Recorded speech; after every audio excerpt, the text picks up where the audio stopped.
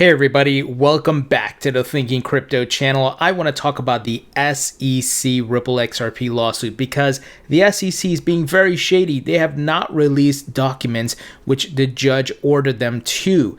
And we're going to talk about the implications of that and what other folks are saying, different attorneys.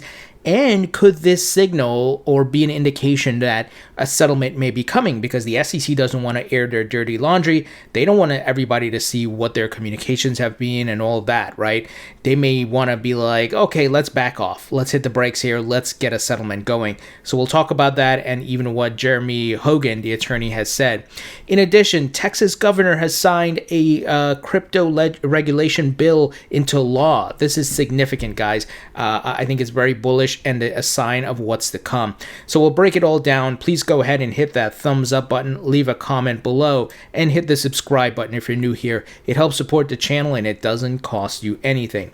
Guys, friendly reminder, I have a free weekly newsletter, link in the description. Please sign up. Also, if you haven't signed up with OKCoin yet, I work for that exchange. They have the lowest fees around. There's a link in the description. Be sure to check it out.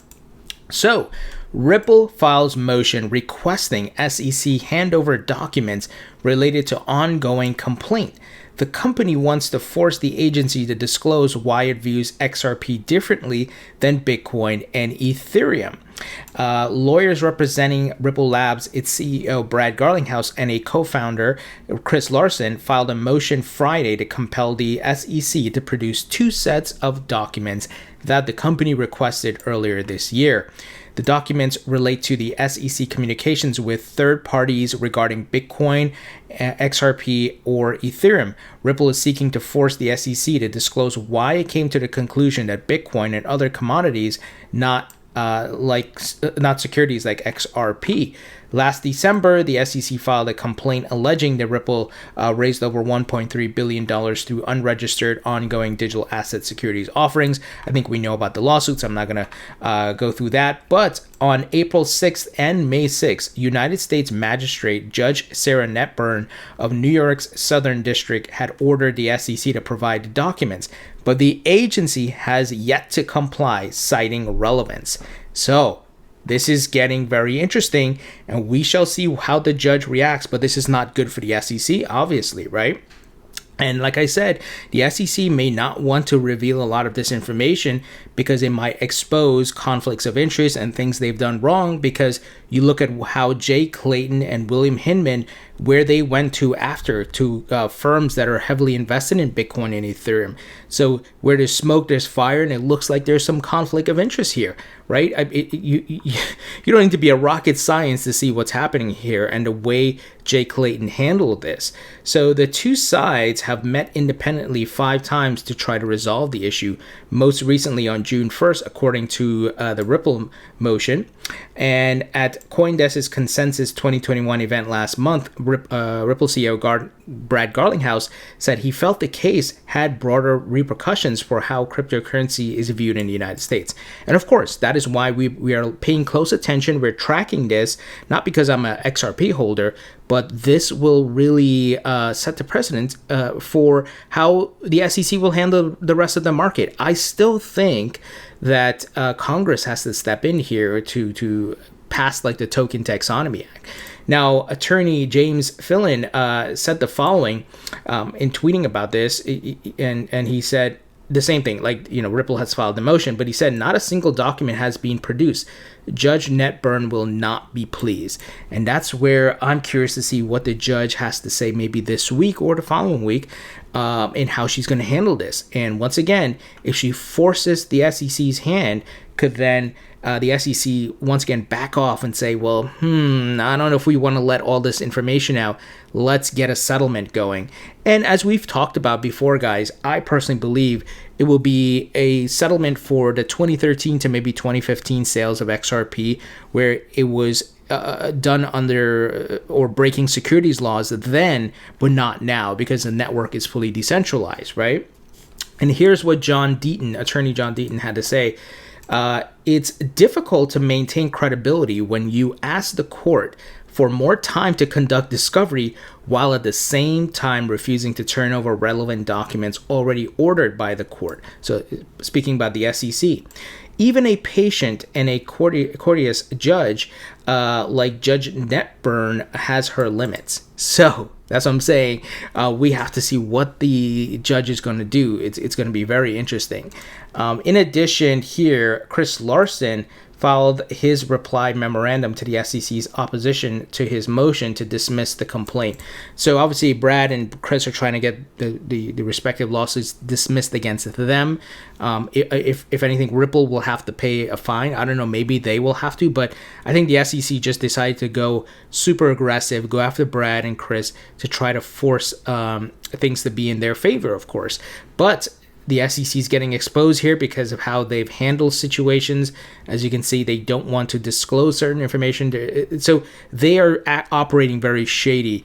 And I think we're going to see some interesting things coming out from the judge's perspective. And I do think a settlement is close, especially if they don't want to release these documents, guys. I think there's a lot of stuff swept under the rug they don't want people to know about, especially other crypto companies, and they will end up looking very bad. Now, the only person I respect at the SEC is Hester Peirce, who I've interviewed before 2 months ago. Obviously, I was interviewed Brad Garlinghouse and David Schwartz from Ripple. So I respect Hester Peirce. She gets it, but as she said in the interview, sometimes she feels she's talking to herself or to a wall because the other folks are not listening. And that's why I think Congress may have to step in. And if you haven't seen that interview, by the way, I'll put a link in the description. Be sure to check it out, as well as the one with Brad Garlinghouse. Now, here's some actually, guys, let me back up. I want to play this clip from attorney Jeremy Hogan, who really outlines what he think would happen in a settlement. So I'll play the clip here for you. So, in summary, I believe that a settlement agreement would likely include Ripple paying a penalty, but a penalty specifically limited to dates pre-lawsuit. A settlement would likely not include disgorgement of profits to purchasers because of the impossibility of figuring out how to disperse the funds. A settlement could also very well contain a term which includes limitations on the sales of SRP released from escrow. Now, if you think things through, a settlement similar to what I've outlined would do a couple things. It would satisfy Ripple's concerns, namely maintaining its business and ODL practice. The next effect would be to give the exchanges the confidence to relist XRP. They just need a little push. For example, I don't think the Kick Interactive coin, the KIN token, was even ever delisted. So the exchanges just need a little push, and I'm confident that a settlement as outlined would lead to a relisting of XRP en masse. The next thing, and maybe the most conjecturous, is the agreement to limit sales to private sales and companies and clients. This would in effect limit or slow the flow of XRP into the marketplace. Sales to Section D or corporate purchasers cannot then be put into a public exchange for, I think, 6 months, maybe up to a year. So a settlement containing this term would essentially bottleneck the flow of XRP into the market for years to come. And finally, the settlement would put XRP in the clear as far as securities violations and such. Ripple would be the first crypto company to be 100% in the clear from the SEC. So he outlines the clear outcomes there, right? What may happen, and I think would really be good for XRP, but the rest of the market. It will give the blueprint to other crypto companies, your Cardanos and so on and so forth, on what they need to do to not be face enforcement from the SEC, and maybe they pay their fine or whatever it may be. And, we'll see what the SEC does from there. Maybe Congress steps in, they put clearer regulations.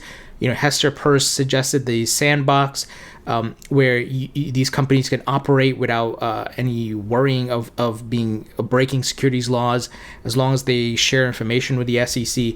So I think, guys, a settlement is near, unless the SEC is they want all this information out, and we'll see how the judge handles it this week.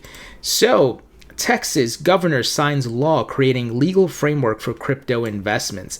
The law adapts commercial law to blockchain and digital assets and defines virtual currencies. This is bullish, my friends. And remember, game theory. One state does it, you're going to see others try to compete. No one wants to get left behind with this new emerging technology that is going to create jobs. We see in Florida what's happening. Miami. Mayor Francis, who I interviewed a few months back, where he's attracting a lot of companies down there now, and they're creating jobs locally, and obviously tax revenues and so on and so forth. So Texas Governor Greg Abbott signed into law a measure creating a legal framework for cryptocurrencies and blockchain in hopes of making his state a magnet for the industry, the way Wyoming has become and what Miami Mayor Francis Suarez is trying to do with that city. So he tweeted this out, guys. I don't know, I know it's not as sexy as price, but this is bullish. If you are on the fence like, man, I don't even know what's going to happen with crypto, the market's down, Elon Musk is an idiot, tweeting memes, these are the things that I'm paying attention, that is keeping me grounded in the market. Okay, I see what's happening. I see government making the move, opening up regulations and looking to push this market forward, guys. So the new law amends the state's Uniform Commercial Code to better adapt commercial law to blockchain and digital assets, formally defines virtual currencies, and offers individuals and businesses a legal environment for crypto investment. According to the National Law Review, about 25 states are considering blockchain and or digital asset related measures in their 2021 legislative sessions. 25 states, guys. And remember, it's not just going to stop at 25. It will go beyond that. We are still early, and that's why you're now seeing these things are rolling out, and slowly, then one state, then two states, and so on and so forth. And when this all comes to a head and it all comes together, it's you can imagine what the prices are going to be then, right? Because you're going to start seeing more utility. So it's not just going to be speculation; it's going to be speculation plus utility. And you have these states backing up the market. Very bullish, guys, very bullish. I hope you see what is taking place here. And I'm really excited. I'm sure we're going to start seeing some other major states do this. And when you have the biggest states, like the Texas and the Californias and the New Yorks and so forth, to start participating and being more crypto friendly, it's going to open up a lot of investment. New York, you have the stupid bit license, which they need to get rid of, in my opinion, or pass all the bit licenses they need to. A lot of crypto companies are moving out, and many of them have to go to like New Jersey because they need to be up here, where there's maybe talent and things like that, but they can't operate in New York freely, which really, really is annoying. A lot of crypto exchanges.